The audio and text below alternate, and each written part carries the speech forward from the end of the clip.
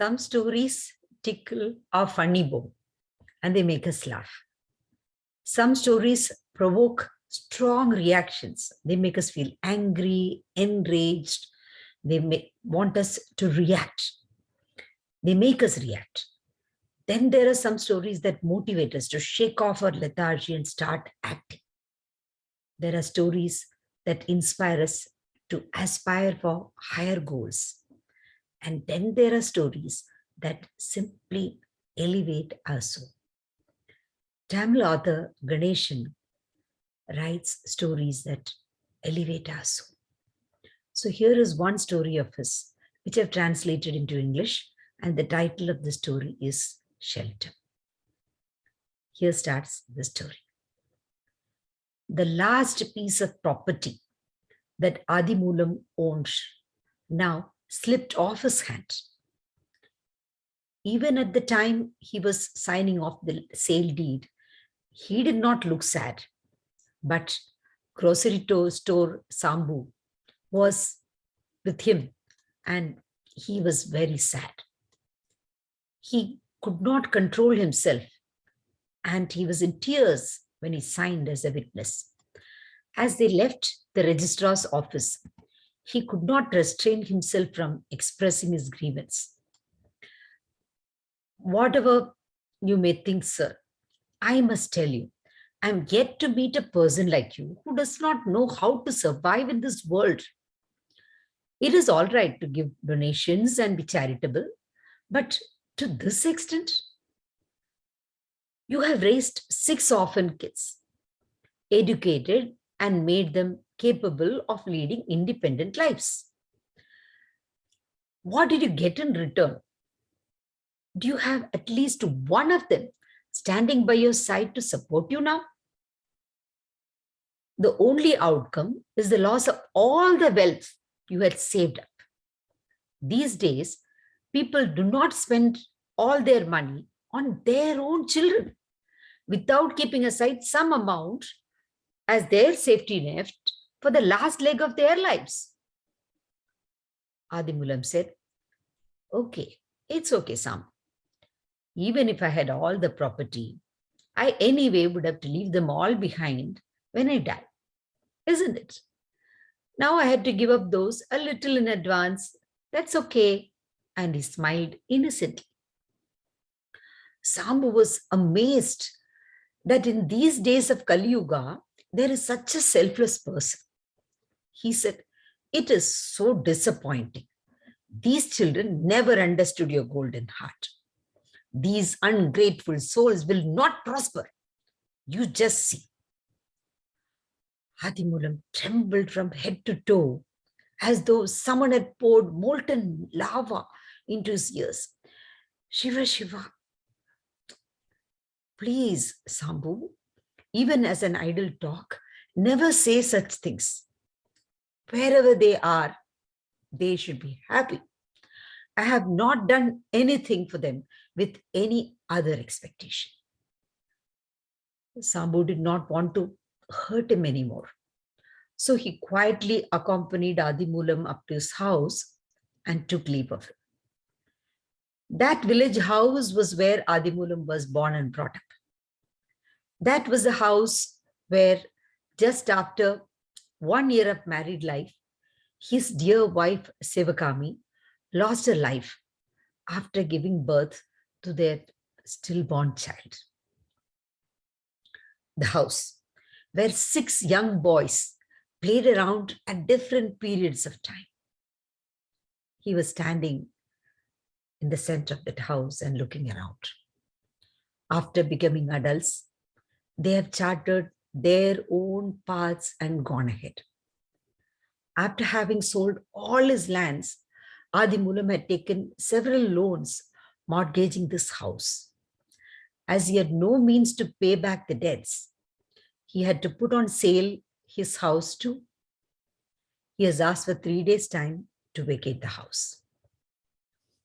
Okay, easing himself on an easy chair, Adimulam intently stared at his wife Sivakami's photograph on the opposite wall. In the 1 year that They lived together. They had developed an intimacy of 100 years. Both of them together had seen several dreams for their children. After she passed away, he could not even think of anyone else taking her place. However, dreams about children that they saw together used to repeatedly haunt him. He wondered if it won't be appropriate to adopt children from an orphanage and bring them up. Many people said, see, it would be a Herculean task to raise the children without a woman at your side. I don't think that is okay. That is going to work out. Seated on this very reclining chair, Adimulam had asked his wife, smiling in a photograph, what is your opinion, Sivakami? What do you think I should do? Do you think I can take care of orphans, small children? It occurred to him that she agreed with him that he can do it. After that, he never contemplated on it again. He immediately plunged into action. His new family started with 2 orphan kids. The third boy was an exact replica of the child that Adimulam and Sivakami had dreamt of. He met him first at a small restaurant. The boy must have been about 7 years old. Adimulam felt an instant affinity for him the moment he saw him actively working with a smile on his face, a bucket for used plates in one hand and a mop on the other. What's your name? Kumar, sir. Aren't you going to school? No, sir. I am an orphan. I have to work. Are you willing to come with me? For which job, sir? When the little child asked that question spontaneously, Adimulam's heart simply melted. He got up, he responded to him with an embrace and said, for the job of studying. Okay? Wide-eyed, Kumar looked at him with, oh, really? Adimulam took him home. The kids who he had adopted earlier always used to address him as sir. Kumar also followed the same practice in the beginning.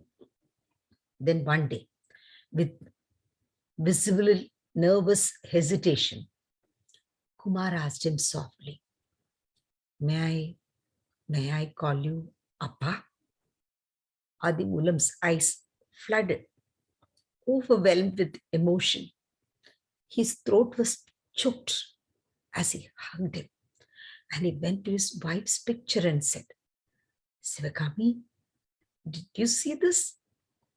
From that day onwards, Kumar was the only one who addressed him as Appa. In just a few days, with his agility, smartness, and affection, Kumar secured a special place in Adimulam's heart. Kumar excelled in academics, participated in several extracurricular activities, competitions, and won several prizes. Kumar, who had made Adimulam proud in every which way, began to change subtly but slowly after he joined college. He began to feel the inadequacy of his village life when he saw a few rich boys arriving and departing in scooters, motorbikes, and cars, and spending money lavishly and enjoying a luxurious lifestyle. Earning money became a huge obsession. His casual talk conveyed his prevalent thoughts that education is of no consequence. It was sadly clear to Adimulam that the value of education that he had tried to drill down had not seeped in. One day, Kumar asked Adimulam, Appa, what will you do if you suddenly become very rich? I will adopt more children like you and bring them up. Don't you have any other desire, Appa? No, Kumar. You tell me, if you get very rich, What will you do? Kumar started responding with plenty of gusto. That conversation opened up a new Kumar for Adimulam. Adimulam felt a light wave of fear sweep over him as he sensed Kumar's fretful fervor and frenzied determination that nothing could hold back until he got what he desired. His foreboding fears were not unfounded because soon in just 2 days, Kumar disappeared. And he disappeared with the 4 bangles of his wife, Sivakami. Sivakami bought those bangles as they had caught her fancy. She had worn them from the day they were bought until her last day. Adimulam would frequently pick up the bangle just to have a look at them. Whenever he touched them, he would feel as though he was touching her hands. How valuable the bangles were for him, Kumar also was very well aware of. Losing him and the bangles made Adimulam feel deserted, as though he had lost his wife once again, and along with her, his son. It took several days for him to recover from that blow. For a few days subsequently, he had a glimmer of hope that Kumar would return. As days changed to months and months to years, that hope entirely vanished. One of the remaining adoptees became a doctor. Once he got married, he forgot all about Adimulam. Another one became an engineer, went to America, and never returned. He used to write letters initially, and as days passed by, that too tapered off and stopped. The other 3 completed graduation, took up jobs in other cities in India, and began to settle down in those places. At times, there would be Pongal greetings from them or a Diwali greeting. As far as Adimulam was concerned, the depletion of all his properties did not bother him. Every pie has been used for a very constructive purpose. It has uplifted the lives of 6 persons, and he was very happy. Although he had sold off his land in bits and pieces to several people 2 years ago, a public welfare trust had brought all of them. The trust has been constructing an orphanage named Shelter on that land. And that orphanage was almost on the verge of completion. Adimulam felt a sense of inner satisfaction that the land of his ancestors will provide a refuge for more orphans.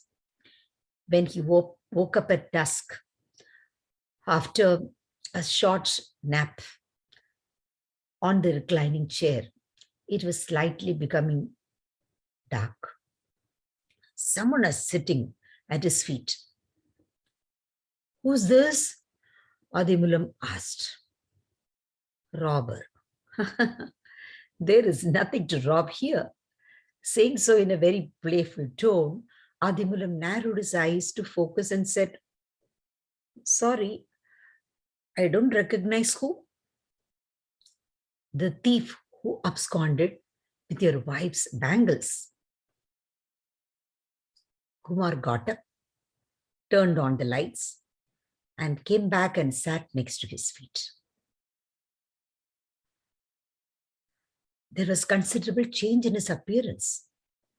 His clothes and contours declared a wealthy status, but Kumar's face was suffused with guilt and sorrow. Adimulam was dumbfounded with happiness on seeing him. "Oh, several times I've wondered if ever I will meet you. If I will meet you at least once before I die. And I've pined for one glimpse of you. You remembered this old man and came?" Kumar sunk his face in Adimulam's lap and teary-eyed asked him, "I don't deserve, Appa, even to ask for forgiveness. Still, I ask you, Appa, will you pardon this thief? If you once more utter these words, thief, pardon, and so on, I will certainly get annoyed with you. That is your mother's jewelry. As her son, you have the right to take it. Stumped, Kumar stared at him for an instant in disbelief. Burying his face in Adimulam's lap, he sobbed for a long time. Adimulam soothingly ran his fingers through the inconsolable Kumar's hairs. He hasn't forgotten me yet. He has come to meet me. This thought itself was very fulfilling for him. After crying to his heart's content, Kumar looked up at him and smiled.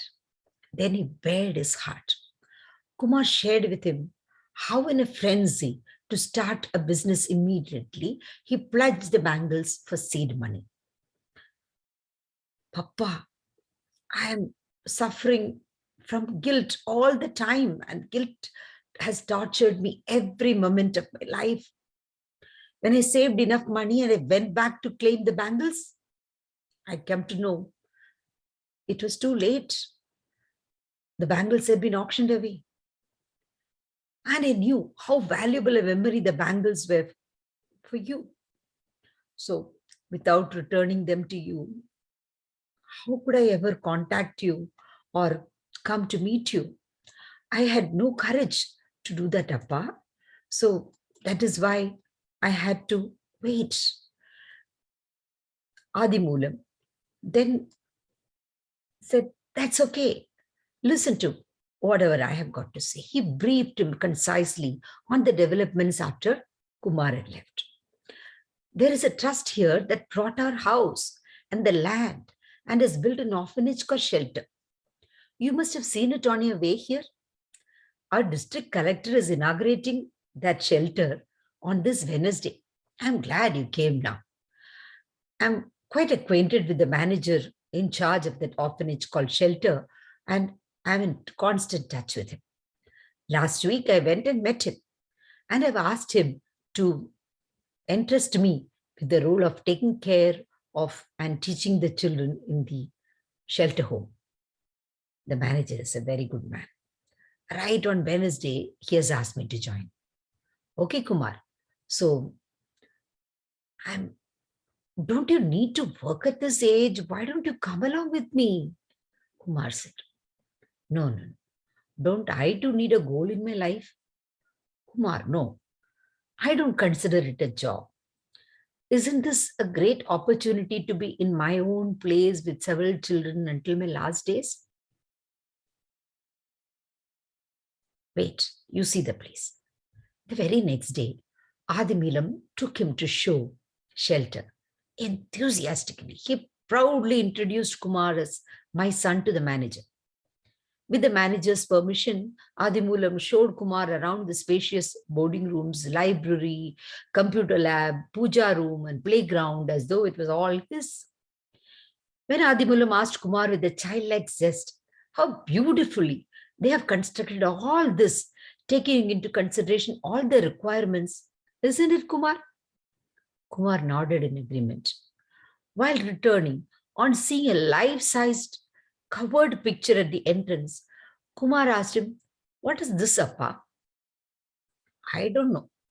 This, it seems, is the photograph of the divine soul who built all this. I have also not seen. They will open this up on Wednesday only. The manager, who was listening to all this conversation, came forward and said, you can see it now itself, sir. And he unveiled the picture. Adimulam's life-sized picture smiled at him in a state of utmost shock, daze. Adimulam looked at the manager and he pointed out to Kumar with a smile. Kumar very politely said, this trust itself belongs to your son, Appa. Unable to believe his own ears, when Adimulam stared at him in confusion, Kumar spoke, choking with emotion. If I have to ask for forgiveness with an empty hand, I would have come long back, Appa. when I thought seriously about what I can do to make you happy and what I can do to atone my sin, this idea came to me. Whatever I earned and saved all these years was only to give you this. But Appa, even this land and building together cannot offset your beautiful heart and those four bangles. However much Adimulam tried, he was struggling for words. Red-eyed, Adimulam embraced Kumar tightly. Isn't this a very uplifting story?